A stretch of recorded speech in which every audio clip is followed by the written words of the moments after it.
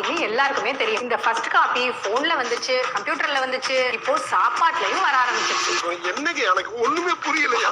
Real food fake ஃபுட்னு debate பண்ற அளவுக்கு அவ்வளவு பெரிய லிஸ்ட் இருக்கு. அந்த லிஸ்ட்டை நம்ம பாக்குறத விட இது எப்படி கண்டுபிடிக்கிறதுன்னு நான் சொல்றேன். வீடியோ யூஸ்ஃபுல்லா இருக்கும், ஸோ சேவ் பண்ணி வச்சுக்கோங்க. இந்த மாதிரி சூப்பர் இன்ட்ரெஸ்டிங் கான்டென்ட்ஸ்க்கு குரூப் ஜிம் பேஜை ஃபாலோ பண்ணி வச்சுக்கோங்க. ஃபர்ஸ்ட் கெட்டு போற ஃபுட்ஸை பார்த்து சாப்பிடுங்க.